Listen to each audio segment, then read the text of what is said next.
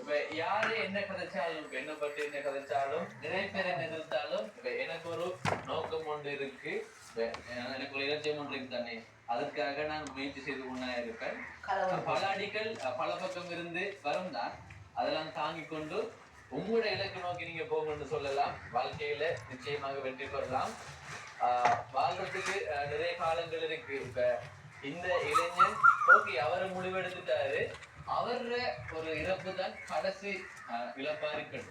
வாழ்க்கையில தோல்வி அடைஞ்சு மன அழுத்தத்தால இருக்கிறவங்களோட ஒரு இழப்பா இவர இழப்பு தான் கடைசியா இருக்கணும். தற்கொலைன்றது தவறான முடிவு தான்.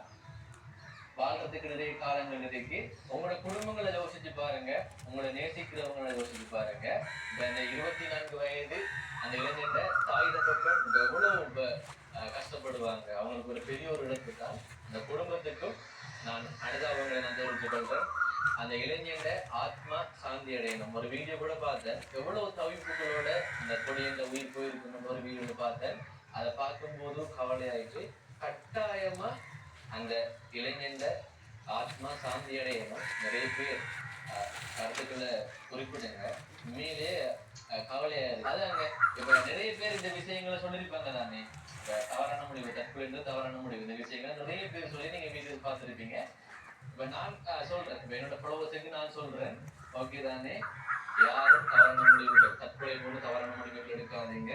ஓகேங்க. இப்ப அடுத்த என்ன விஷயம் சொன்னால், இப்ப எல்லாரும் இப்ப சமூக வலைதளங்கள் மூலமாகத்தான் இப்ப செய்திகள் அறிந்து கொள்றீங்க. உடனுக்குடன் செய்திகள் அறிந்து கொள்றேன்னு சொன்னால், பேஸ்புக் போனாலே நாட்டுல என்ன நடக்குதுனாலும் உடனே வந்துடும். அதே போலதான் டிக்டாக், யூடியூப் போன்ற சமூக வலைதளங்கள்ல நிறைய செய்திகளை வந்து பார்க்கக்கூடியதா இருக்குதானே. இப்ப நானும் அப்படித்தானே, நான் பார்ப்பேன், டெய்லி பார்ப்பேன். ஆனா ஒரு விஷயத்தை மட்டும் நான் உங்கள்கிட்ட சொல்றேன், இப்ப செய்தியில வாரது மட்டும் உண்மைன்னு நீங்க நம்பாதீங்க. இப்படித்தானே சொல்லப்போனா என்ன பற்றியும் ஒருவர் போட்டிருக்கிறார் யூடியூப் சேனல்ல. அவர் போட்டுறது ஒரு உறுதிப்படுத்த தகவல். மற்ற நியூஸ் சேனல்கள், அடுத்தது இந்த டிவி நியூஸ் சேனல்கள் எல்லாம் உறுதிப்படுத்தினாதான் போடுவாங்க. அது ஒரு பக்கம் இருக்கட்டும். சில பேச்சுகள் இருக்கும், சில நார்மலான சில யூடியூப் சேனல்கள், அடுத்தது ஃபேஸ்புக்ல நார்மலா அந்த வாய்ஸ் ஓவர் பண்ண வீடியோ போடுவாங்க. அவங்க எல்லாம் உண்மையிலேயே உறுதிப்படுத்திட்டு போடுறது இல்லை. அதை கட்டாயம் புரிஞ்சு கொள்ளுங்க. இப்ப என்ன பத்தி வீடியோ போட்டவர் கூட அதை உறுதிப்படுத்த, அவர் வதந்திய அவர் நடந்தது போல அவர் சொன்னாரு. நான் ஒரு திருட்டு செய்தேன்னு சொன்னார். ஆனா ஒரு வதந்தி விளங்கிட்டு தானே. அப்ப அந்த குறிப்பிட்ட அந்த யூடியூப் என்ன பத்தி போட்ட யூடியூப் பட்டு நாங்க எடுத்து கேட்கும் போது அவர் தான் சொன்னாரு, தம்பி இது சோசியல் மீடியா தம்பி, நாங்க என்ன போடல, அவர் வெளிநாட்டுல இருக்கிறார், அது வேற ஒரு பக்கம் அப்படின்னு சொன்னாரு. அதுதான் வளர்ச்சி ஆராயணும்.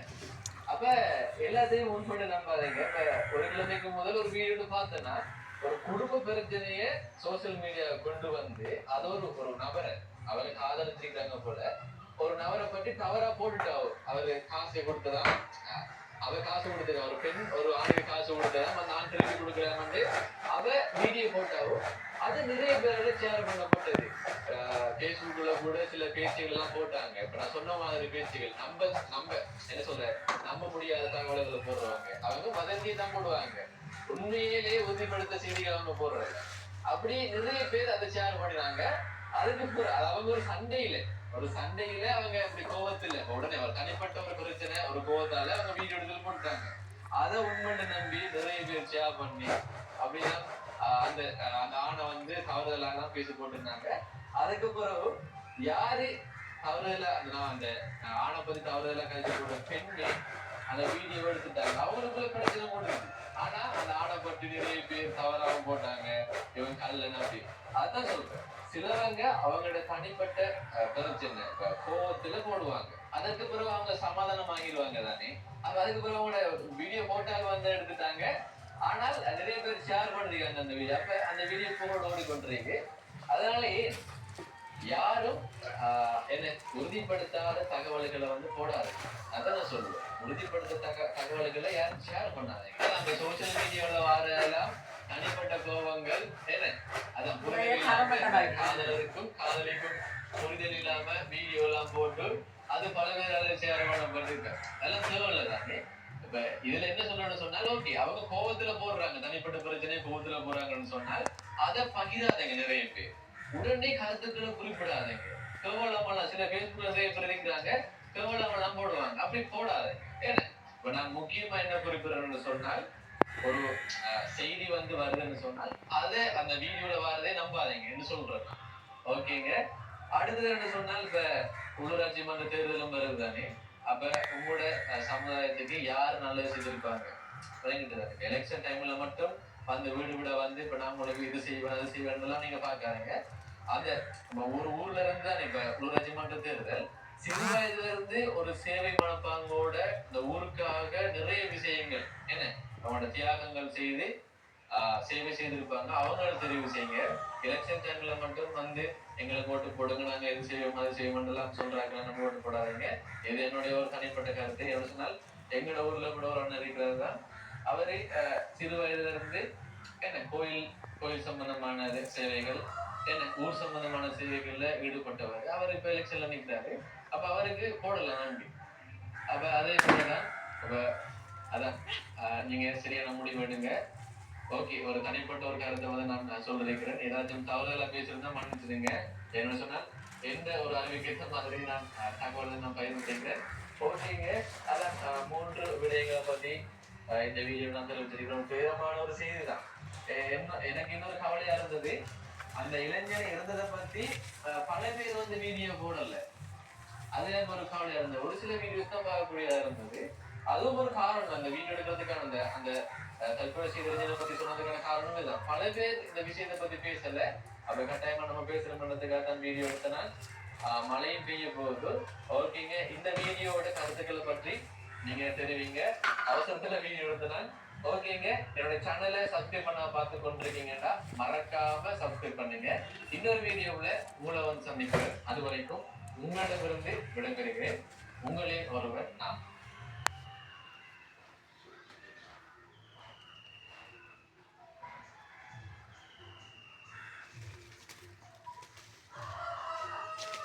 අදච්චාවලට විලව කරන්න පුළුවන්.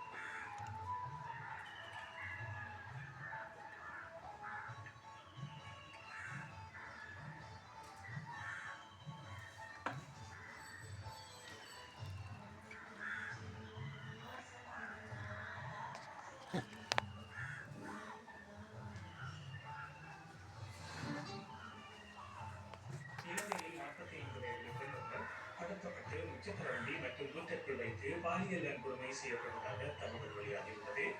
இந்த சம்பவம் தொடர்பாக வெளிக்கணி போலீசார் கைகளை சந்தேகத்தின் பேரில் கைது செய்துள்ளனர். பாதிக்கப்பட்ட பெண்ணின் புகாரின்படி திங்கட்கிழமை இரவு 8:50 மணியளவில் கல்மட்டை நகரில் உள்ள 5வது போஸ்ட் சந்திப்பில் பேருந்தில் இருந்து முயற்சித்தினர் இனந்தெரியாதவர் கடத்தப்பட்டுள்ளார்.